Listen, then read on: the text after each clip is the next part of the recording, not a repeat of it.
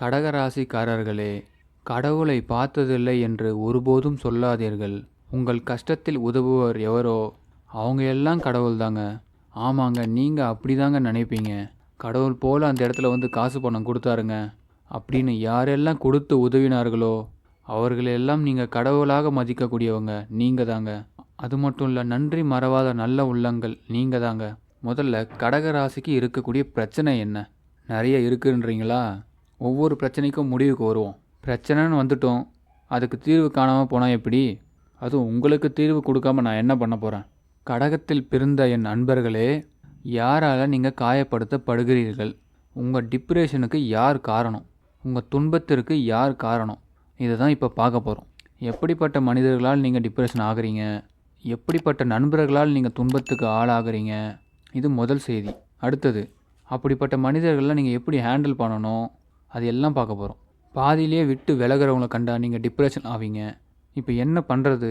இவங்க எல்லாம் நம்ம கூட இருக்கிறாங்க, இதுதான் நமக்கு டிப்ரெஷனுக்கு காரணம், நம்ம துன்பத்துக்கு காரணம். இதுக்கு நம்ம என்ன பண்ணுறோம் அப்படின்னா, முதல்ல உணர்ச்சி வாசப்படக்கூடாது. சில இடத்துல உணர்ச்சியே இல்லாத ஆள் மாதிரி நம்ம இருக்கணும். இது முதல்ல தெரிஞ்சுக்குங்க. அதே போல் பழசை நினைக்கவே நினைக்காதீங்க. பழசெலாம் தூக்கி போட்டுருங்க, வேணாம். பழசு நினைக்கவே நினைக்காதீங்க. மறைமுகமாக சில விஷயத்தை எதிர்பார்க்காதீங்க. உங்களுக்கு பெரிய பிரச்சனை. முதல்ல நீங்கள் டிப்ரெஷனுக்கு வரக்கூடிய காரணம் உங்களால் தான்.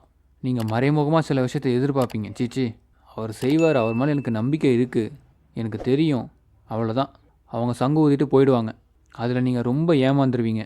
அது மாதிரி நீங்கள் முதல்ல பாதுகாப்பாக இருங்க. உங்களுக்கு பாதுகாப்பு இல்லைனாலும் நீங்கள் டிப்ரெஷன் ஆகிடுவீங்க.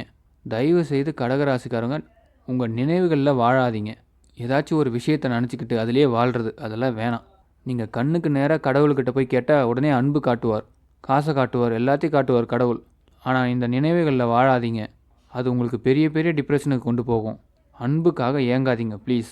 அன்பு கொடுக்கறதுக்கு உங்களுக்கு கோடான கோடி மக்கள் வருவாங்க. அந்த மனிதர்கள்லாம் உங்களுக்கு கண்ணில் ஆண்டவன் காட்டுவான். ஆனால் எந்த அன்பும் உங்கள் கூட இருக்காது. இன்னொன்று, எந்த ராசிக்காரர்களால் கடகராசி டிப்ரெஷன் ஆகுது, துன்பம் அடையுது? யாரை கண்டாலே பிடிக்காது. கடகராசி இந்த ராசியை கண்டால் முதல்ல பிடிக்காதுன்னு யாருன்னா, தனுசு ராசிக்காரர்களுக்கு கடகராசி கண்டால் பிடிக்காது. இவங்க ரெண்டு பேருக்கும் ஏகப்பட்ட சிரமங்கள் ஏற்படும். அவங்கள கண்டால் பயம் ஏற்படும். விருச்சிக ராசிக்காரர்களை கண்டால் கடகத்திற்கு சுத்தமாக பிடிக்காது.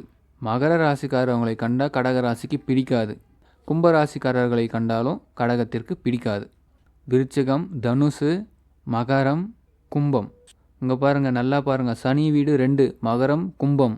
குரு வீடு 1 தனுசு, செவ்வாய் வீடு. இது எல்லாமே ஆப்போசிட்டு கடகத்திற்கு, ஆப்போசிட்டு. அதே குரு வீடான மீனம் செட் ஆகும், தனுசு செட் ஆகாது. தனுசு கிட்ட பயம் வந்துடும் கடகத்திற்கு. அதனால் கடகராசிக்காரவங்களுக்கு டிப்ரெஷன் ஆகிறது இவங்க தான். அடுத்தது ரொம்ப முக்கியம். இந்த கடகராசிக்காரங்களோட டிப்ரெஷன் கிளியர் ஆகிறதுக்கு 2 வழி தான். ஒன்று, சிவ வழிபாடு. சிவலிங்கத்தை வழிபாடு பண்ணுங்க. வில்வத்தினால் சிவலிங்கத்துக்கு அர்ச்சனை பண்ணுங்க. வில்வத்தை வாங்கி கொடுங்க. எவ்வளோ டிப்ரெஷனில் இருக்கீங்களோ அவ்வளோ டிப்ரெஷனும் போயிடும். வில்வ அர்ச்சனை மட்டுமே சிவனுக்கு ரொம்ப ரொம்ப பிடிக்கும். வெளிப்படையாக மனசில் இருக்கிறத பகிருங்க, தப்பே இல்லை. போதும், இது வரைக்கும் மனசுக்குள்ளே வச்சுக்கிட்டு வெளியில் இவங்க காயப்படுவாங்க, அவங்க காயப்படுவாங்க, நம்ம காயப்பட்டது தான் மேல். நீங்கள் கெட்டவனா கெட்டவன்னு சொல்லுங்கள், நல்லவனா நல்லவனு சொல்லுங்கள். வெளிப்படையாக ஒரு விஷயத்தை பகிருங்க. நீங்கள் ரொம்ப ரிலாக்ஸ் ஆகிடுவீங்க, காம் ஆகிடுவீங்க. இதான் உங்களுக்கு தீர்வு, இதான் உங்களுக்கு பரிகாரம். சிவனை கும்பிடுங்க. எங்கேயோ ஒரு இடத்துல முருகன் கனெக்ட் ஆகிடுவார்.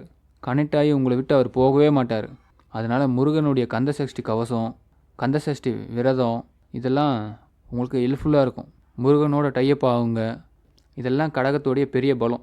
டிப்ரெஷன் அதிகமாக இருக்க சொல்ல தயவு செஞ்சு கடகராசிக்காரங்க தூங்கிடுங்க. நல்லா தூக்கத்தை போட்டுருங்க. கண்ணா பின்னான்னு பிடிச்சதை சாப்பிடுங்க.